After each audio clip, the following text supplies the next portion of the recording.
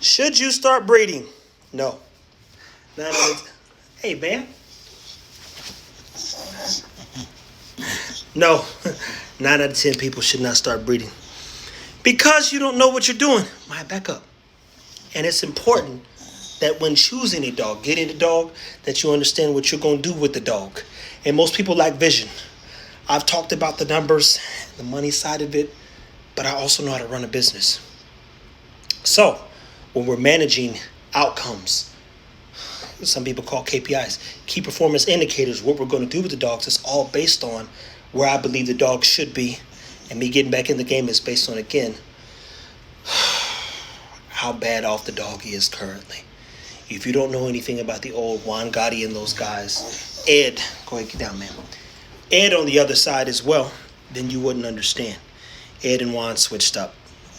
And Ed created a extreme dog, and Juan focused on the larger dogs. I'm doing these lives also because, for whatever reason, when I upload IGTV off my phone, it just won't go, goes like black and green or some weirdo stuff. So I'm posing the question again, should you get into breeding? No. This is, you guys can't see it, but this is Baloo's pedigree.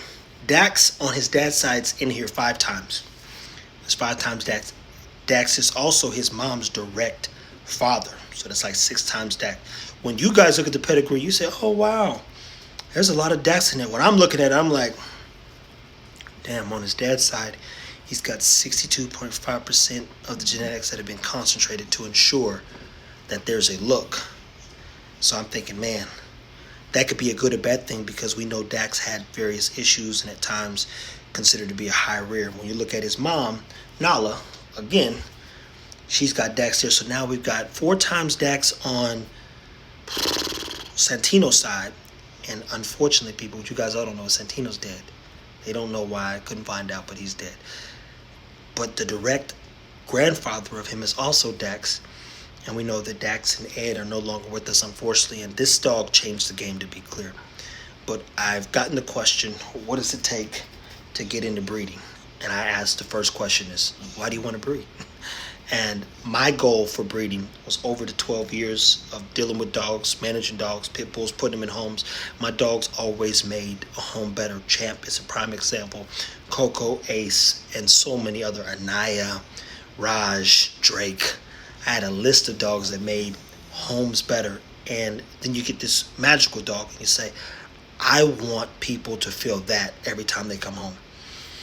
And so I got back into the game because the game ain't changed. If anything, it's gotten worse, and we've got to better it. So when I'm looking at a pedigree, and I challenge this, I said to somebody, yo, tell me what you see on this pedigree, and they don't know what they're looking at. You shouldn't breed dogs because you're going to breed problems, not solutions. This beautiful dog I have, aka, old good old Baloo, he's a great dog. There's some things that I believe could be better with him.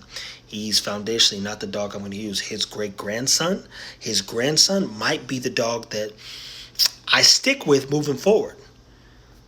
But he is just got some blood in him when I'm looking at the pedigree like, damn, I could pull all this out of him because I also understand DNA and utilize this in my program and tighten up some things, widen some things, give some things some heavy bone. So I pose the question again, should you start breeding? Hell no if you don't have a vision. If you don't know the difference between outcrossing, scatter breeding, and so many other things, then you're only going to create more problems for the dogs and with your dogs. Again, I'm only doing these lives because my IGTV, for whatever reason, will not let me upload. And I did some with the big camera, so we're going to drop some more gems for you. So that's pretty annoying.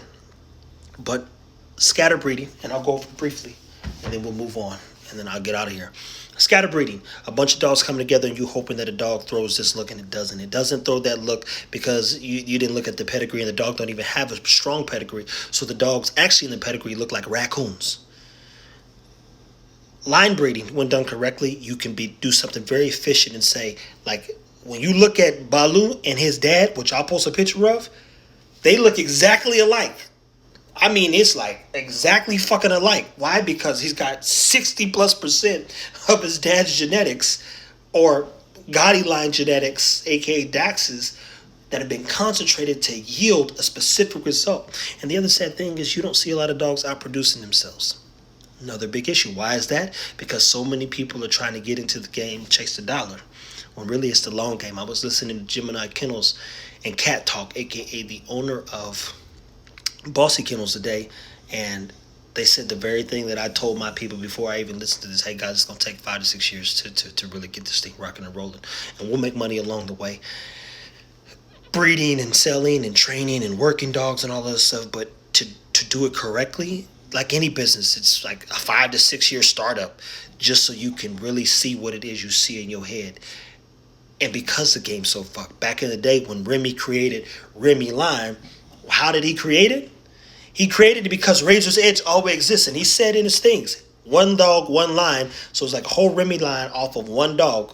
And he had a shit ton of puppies. But he said, if you look at his pedigree, it's Razor's Edge. And what is Razor's Edge? It was a concentrated look that yielded Remy, along with many other great dogs. So if you know anything about, well, you don't, but one of the dogs in his pedigree, meeting Baloo's, he's one of the first grand champions ever. And his mom and the mom of that dog was the first champion ever in the ABKC. I got a steal with this blood, but I again know how to use it because I've been obsessed with this thing since I was wee young. But when people say, hey, I want to get into breeding, what you want to do is you want to scatter breed. What you want to do is spend 30 racks and say you got two dogs, and you know you're $60,000 in the hole now because you bought 2 dogs for $30,000 and hope it all works out. What you're not understanding is to get to a place of success with the breed, you have to take your time. You have to spend some money, but you got to. I didn't go buy 5 girls or 5 boys. I waited a year and a half for Zara to come into her own because I believed foundation she could do what needed to be done. And mind you, I didn't listen to mad dog people today. And the one thing, whether we talking Fabian with Remy, we talking Big Gemini Kennels, who was right there with DDK when it started. I think DDK did a much better, clearly he did a much better job of marketing himself. I called and talked to these people when I was like 19, 20 and understood that they knew the game. Iron Cross Kennels, Disciple. Man, listen, I've been doing this for a long time. I just ain't been doing it enough. And so now that we back in the game, everything that they said, especially today when I was listening to some of the stuff, was people jump in, spend a lot of money, get a lot of dogs, and start realizing very quickly that these dogs ain't looking like the dogs I'm seeing online. And that's because you have to create it. You have to create the look.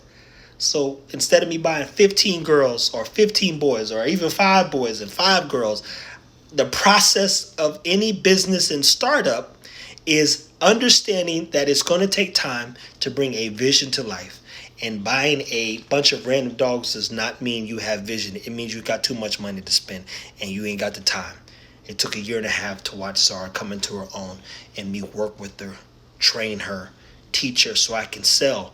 I can sell her intelligence. I can sell who she is, who she's going to become, who she's going to be to your home.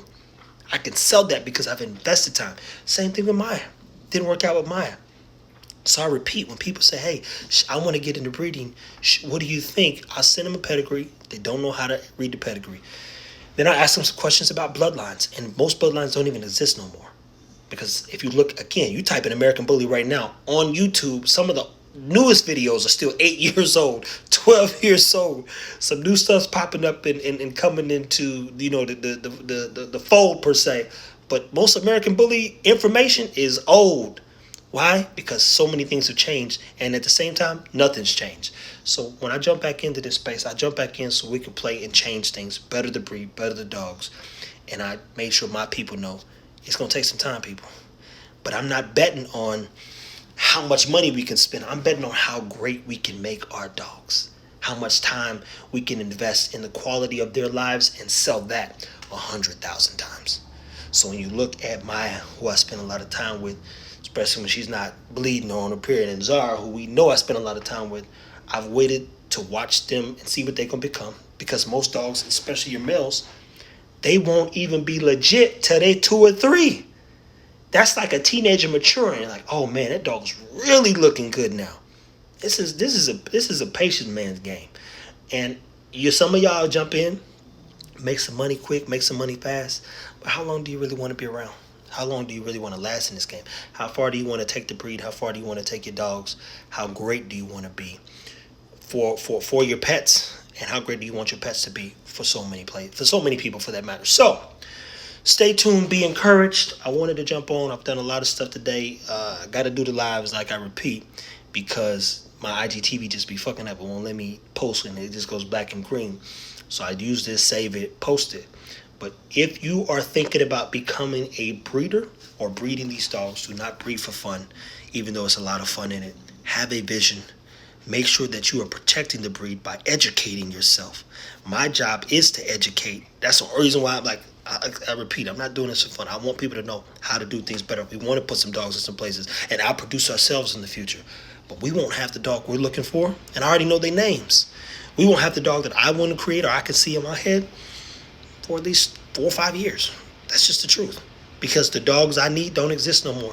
And when I'm looking at pedigrees, Baloo is the only dog I've seen or had access to, for that matter, via the web that has a pedigree with 5 times DAX. I mean, it's 4 times, like I said, just on Santino's side, there's 5 times DAX.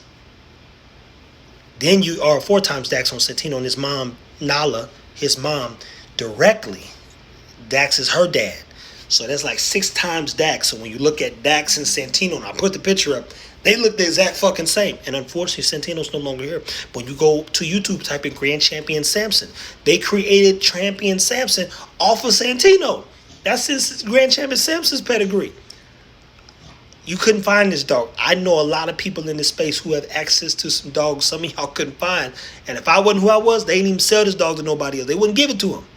And to be clear, I have to put down, partner with their kennel, but I have complete rights to the dog. But I need his blood. He got that juice. He got that juice, and I know how to use it because I study DNA and all that other stuff. So, T-Fit, Fit Bully TV, signing off. Be encouraged, be informed. Do not get in breeding if you don't know nothing about dogs. And if you can't read the pedigree, leave that shit alone. You hear me?